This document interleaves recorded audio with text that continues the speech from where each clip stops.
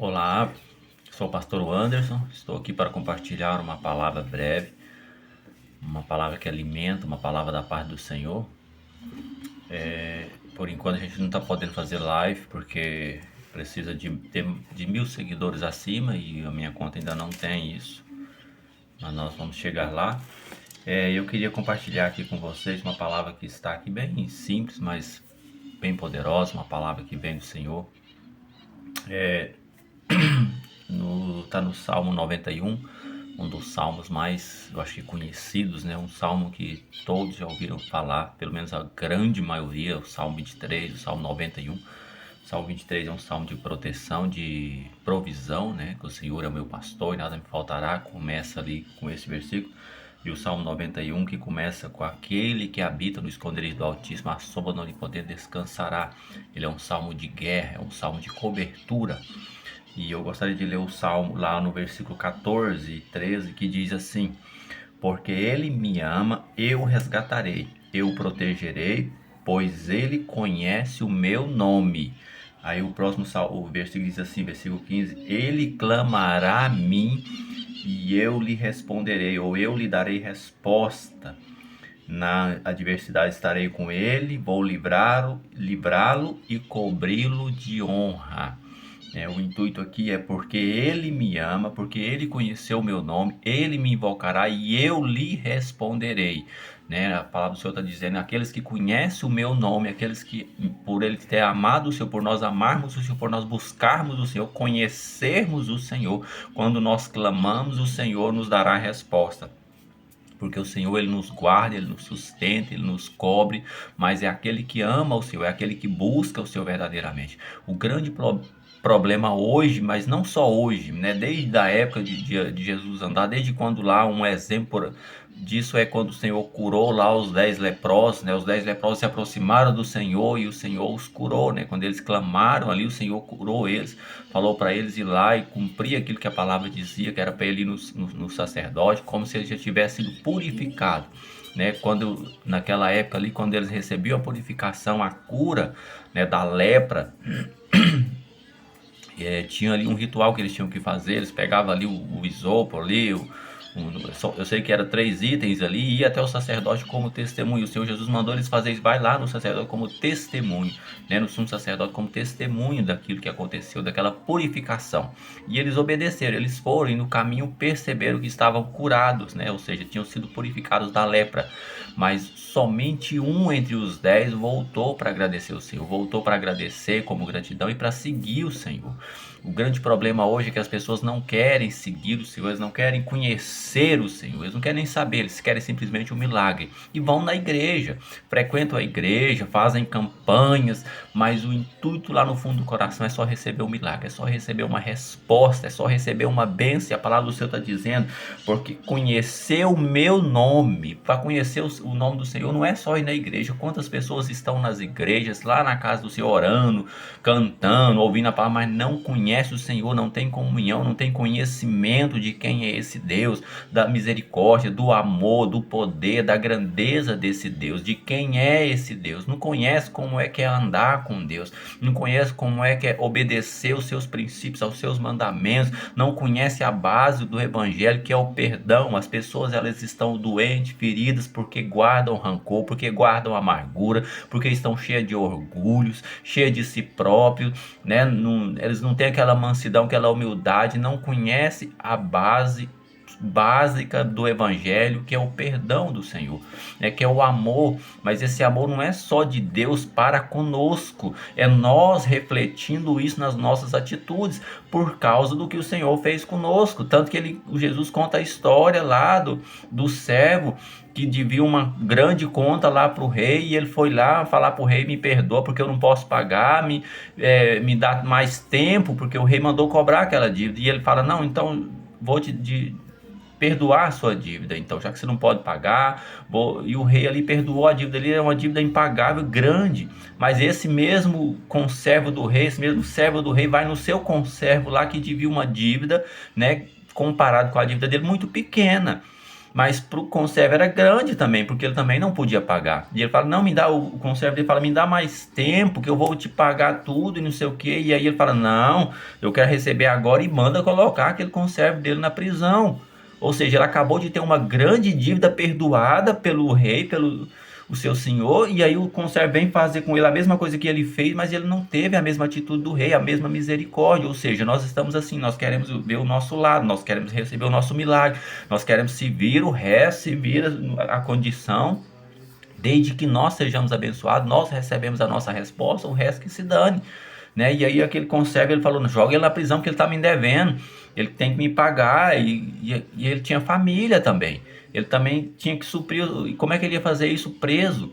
Né? E ele não quer nem saber, mas aí um servo do Senhor viu ele fazendo isso e foi lá e contou para o rei. Aí o rei manda chamar ele de novo, e aí revoga a decisão dele, porque ele, por causa da atitude dele que ele teve, e joga ele na prisão e fala, agora você só vai sair daí até que me pagar o último centavo. E muitas vezes está dessa maneira, né? Nós queremos o perdão de Deus, nós queremos a misericórdia de Deus conosco, mas nós não compartilhamos, nós não fazemos e não passamos isso para frente, nós não praticamos essa misericórdia para com nossos conservos, nossos, né, irmãos, como Deus faz conosco. Nós guardamos rancor, guardamos mágoa, né?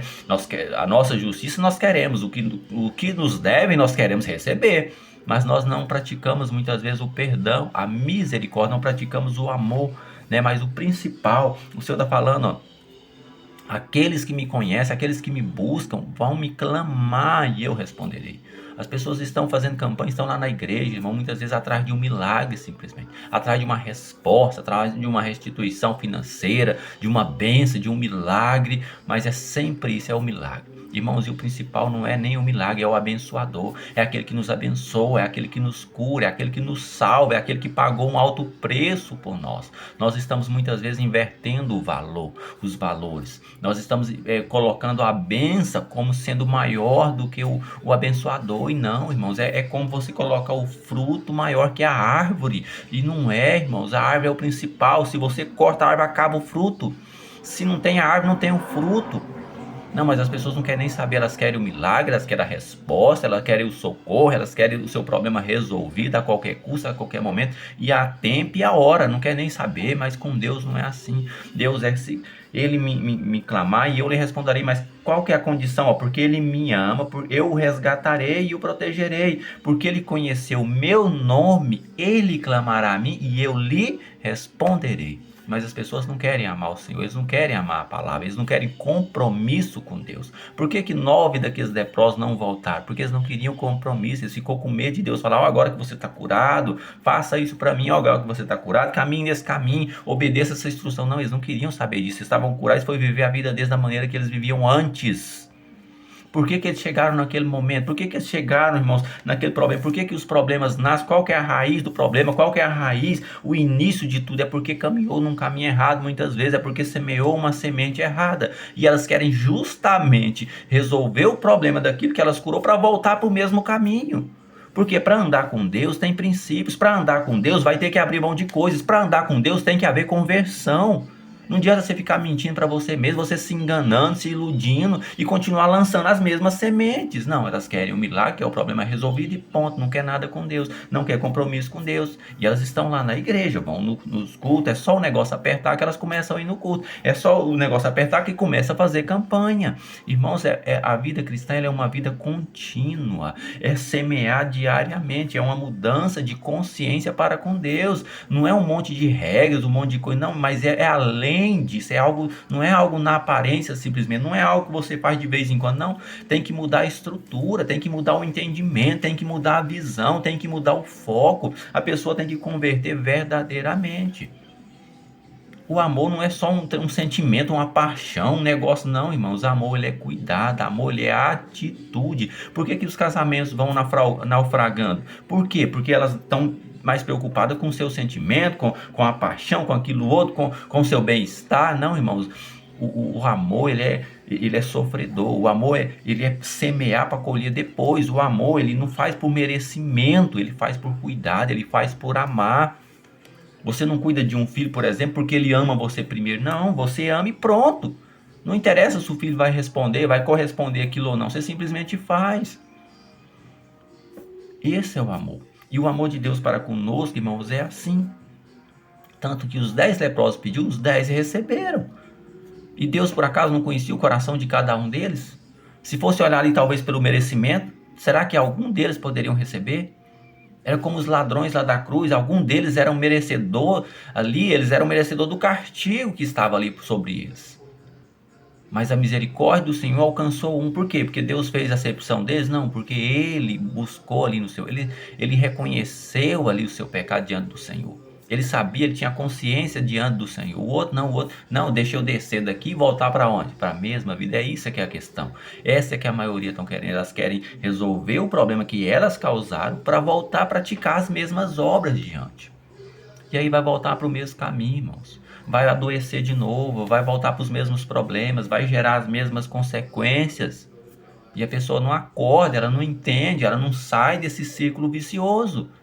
E aí elas ficam, curada, volta de novo para o mundo, aí vai lá, lameia na lama, volta para se lavar de novo, é mais ou menos por aí. E nós precisamos acordar, irmãos, a entender, a buscar, a compreender a direção do Senhor, a buscar conhecer esse Deus, porque os princípios do Senhor é proteção para mim e é proteção para você. Deus amou o mundo de tal maneira para que o mundo não pereça, mas tenha vida eterna.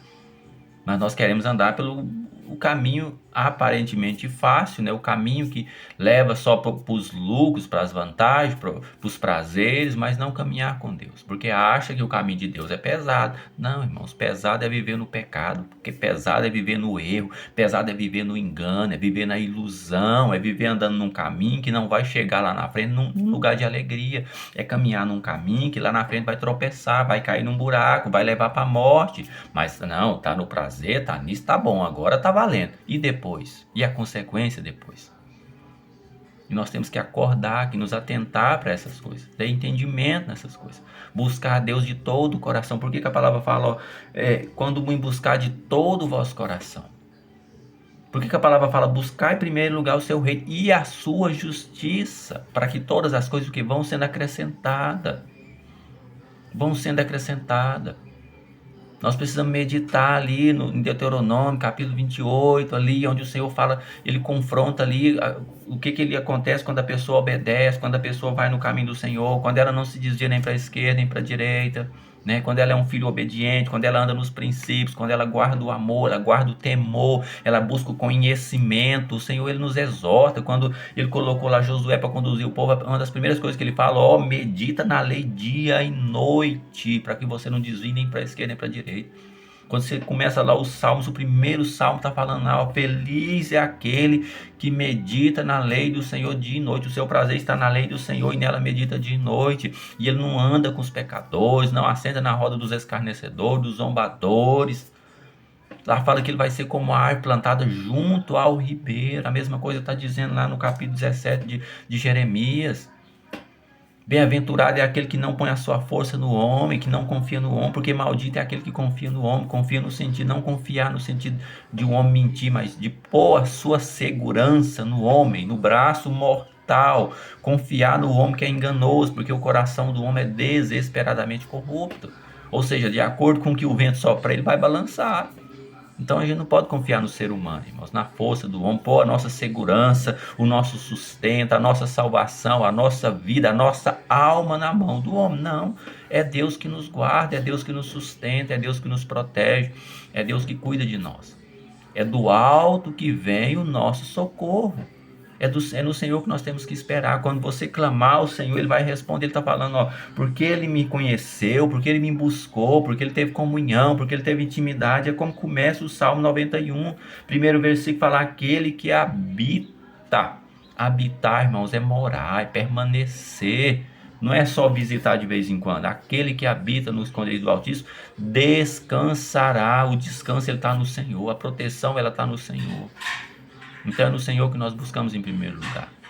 É o Senhor que nós temos que clamar, que correr atrás. É do Senhor que nós temos que buscar o conhecimento. Toda a revelação do Senhor tem na palavra. Tudo que você precisar, a resposta está em Deus por meio da sua palavra. Então vamos confiar no Senhor, vamos buscar no Senhor. porque o Senhor ele é fiel para cumprir, ele é fiel para fazer aquilo mais daquilo que nós pensamos, daquilo que nós pedimos. Amém? Nós vamos ficar por aqui. Ouça essa palavra, fica até o final da palavra. Vamos estar orando, clamando ao Senhor, vamos buscar, porque o Senhor tem resposta para nós. Deus, em nome de Jesus, nós oramos nessa manhã, Pai, nesse dia de agora. A hora que essa pessoa está vendo, Pai, ouvindo esta oração, vendo esse vídeo, que o Senhor venha alcançar essa pessoa. Ela tem algo diante do Senhor. O Senhor colocou esse vídeo diante dela por um propósito, por um motivo, Pai. Então vem socorrer ela agora, vem trazer a resposta que ela procura. A Tua palavra diz, Pai, que se nós clamarmos, o Senhor nos responderia. O Senhor é fiel, o Senhor zela em cumprir a Tua palavra. Deus, abençoa essa família, socorre essa pessoa. Estende as Tuas asas, as Tuas mãos sobre essa pessoa. Guarda a entrar e a sair, guarda o deitar e o levantar. E traz a resposta, Senhor, que essa pessoa tanto busca, ela tanto necessita. Alcança o coração dela com Teu amor, com a Tua graça, a Tua misericórdia, com o conhecimento, a revelação do Senhor. Põe a Tua guarda sobre cada um, Pai. Dá uma ordem em favor de cada um e abençoa. Livra de todo mal. Supre as necessidades de cada um, Pai. Vem socorrer o Teu povo, vem abençoar a Tua igreja, Pai. Nós oramos te bendizendo, te agradecendo, Pai, determinando o milagre, Pai, clamando pelo Teu favor e pelo Teu agir. Entra, Pai, nessa situação, muda toda a situação contrária. Jesus, passa o Teu sangue, apaga toda a sentença de morte, transforma, Senhor, todo o mal em bênção. Traz a vitória, traz o livramento, põe a bênção do Senhor, Pai. Nós oramos como igreja, Pai, em nome de Jesus, para a glória do Teu nome, Senhor. Em nome do Pai, do Filho e do Espírito Santo de Deus. Amém.